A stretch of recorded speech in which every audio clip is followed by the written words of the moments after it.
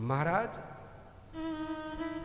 जब किसी के पास धन आ जाता है, भगवान की कृपा होती है महाराज, उसकी चमक अपने आप हजारों गुना बढ़ जाती है। सुदामा समझ गए कि ये सब मेरे कन्हैया का दिया हुआ है। लेकिन सुदामा कहते हैं कि सुन कन्हैया, जब जीवन पर्यंत नहीं लिया तो अब भी नहीं लूंगा मैं, क्योंकि सुदामा छोटा मोटा भगत नहीं था। चाह गई चिंता मिटी, मनवा बेपरवाह,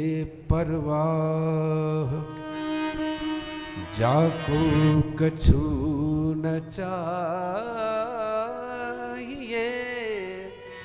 सो शान को सो शान को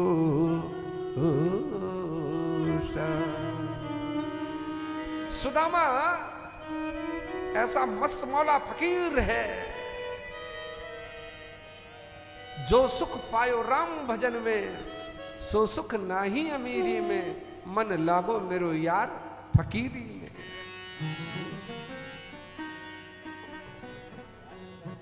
चाह गई चिंता मिटी तो मनवा बेपरवाह, एक बार हृदय की चाह दूर हो गई तो मनुआ बेपरवाह हो जाता है। और जाको कछु ना चाहिए, सो शाहन को वो शहंशाह हो जाता है। आचार्य कहते हैं कि राजन,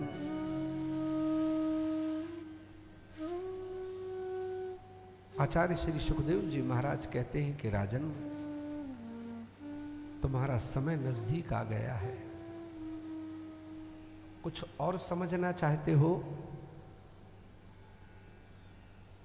आचार्य श्री की बात सुनकर महाराज परीक्षित जी कहते हैं कि भगवान, बस मैं परिपूर्ण हो गया, मेरा हृदय परमात्मा में बिल्कुल मिल गया है। अब तो ये शरीर मात्र बस पंच तत्व का पुतला भर रह गया है। मैं मनसा वाचा कर्मणा अपने परमात्मा से मिल चुका हूं, मुझे अब कोई और जरूरत नहीं है। अंतिम उपदेश दिया आचार्य श्री सुखदेव जी महाराज। दुर्लभो मानुषो देहो, देहिनां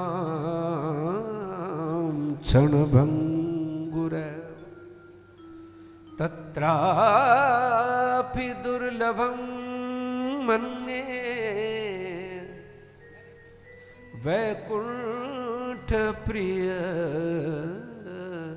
दर्शनम। दुर्लभो मानुषो देहो देहिनां क्षणभंगुर, तत्रापि दुर्लभम मन्ये वैकुंठ प्रिय दर्शनम। इस संसार में सबसे ज्यादा अगर कोई दुर्लभ है तो ये मनुष्य का तन है। मनुष्य का तन जिसको मिला, और तन तो मिला, लेकिन कहा पानी केरा बुलबुला असमानस की जात, देखत ही बुझ जाएगा जीव तारा प्रभात। बहुत थोड़े समय के लिए मिला। मान लो अगर आपकी उम्र 70 साल की है तो 35 साल तो सोने में कट गई, आधा दिन तो सोने में चला गया, रह गया आधा। 35 साल में से महाराज 10-12 साल तक तो बचपने के निकल गए, और बाकी रह गए महाराज तुम्हारे जीवन के 10-15 साल, तो वो तुम्हारी जवानी की मस्ती में निकल गए। अब तुम्हारे जीवन में बचा क्या?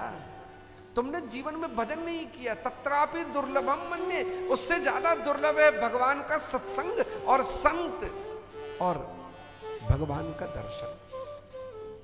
तत्रापि दुर्लभम मन्ये वैकुंठ प्रिय दर्शनम। वैकुंठ कहते हैं भगवान को, और वैकुंठ कहते हैं भगवान के संत को।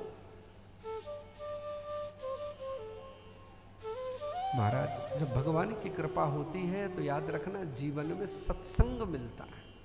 सत्संग मिलना उतना आसान नहीं है, जब कृपा हो तब मिलेगा।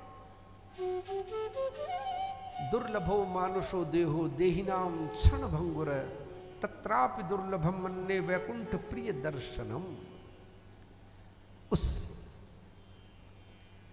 नारायण की कृपा हो जाए, अब मोहे भा भरोस हनुमंता, बिन हरि कृपा मिले ही नहीं संतान। एक बार प्रभु श्री राम सरकार ने हनुमंत लाल से पूछ लिया, हनुमान जी सब ठीक है? आदमी पूछता है। हनुमंत लाल महाराज ने कितना सुंदर जवाब दिया, कह हनुमंत विपत प्रभु सोई, जब तब सुमिरन भजन न होई। कहा हनुमंत विपत प्रभु सोई, जब तब सुमिरन भजन न हो। दुनिया की सबसे बड़ी विपत्ति वो जिस दिन भगवान का भजन न हो सके। आज अंतिम उपदेश देकर आचार्य श्री सुखदेव जी महाराज उठे अपनी आसन से और महाराज यहां से प्रस्थान कर गए। बोलिए श्री सुखदेव जी महाराज की जय हो। महाराज परीक्षित जी ने चारों तरफ सैनिक लगा के रखे हुए थे, कहीं से तक्षक नाग आने ना पाए। एक ब्राह्मण कुछ फल फूल लेकर आया और इन्होंने राजा साहब को भेंट दी, और जैसे ही महाराज परीक्षित जी ने उस भेंट को स्वीकार किया, बस उसी में से ये तक्षक प्रकट हो गया और राजा को डस लिया। शरीर जल के भस्म खाक हो गया।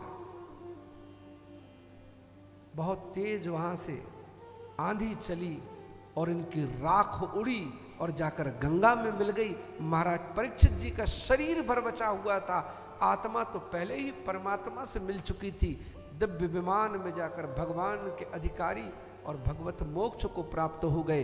बोलिए श्री परीक्षित महाराज की जय हो।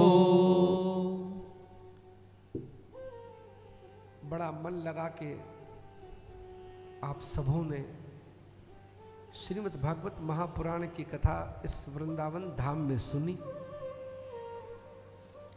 YouTube के माध्यम से अनेकों भक्त भारत और भारत के बाहर भी सुन रहे हैं। उन सबों के लिए मैं व्यासपीठ से यही प्रार्थना करूंगा कि हे मेरे गोविंद, इन सब पर भी कृपा करना।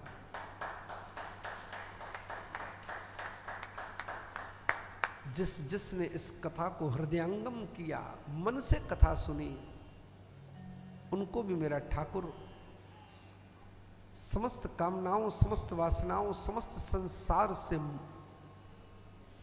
मुक्ति प्रदान करे, अपने भक्ति प्रदान करे और भगवान की भक्ति प्राप्त हो आए।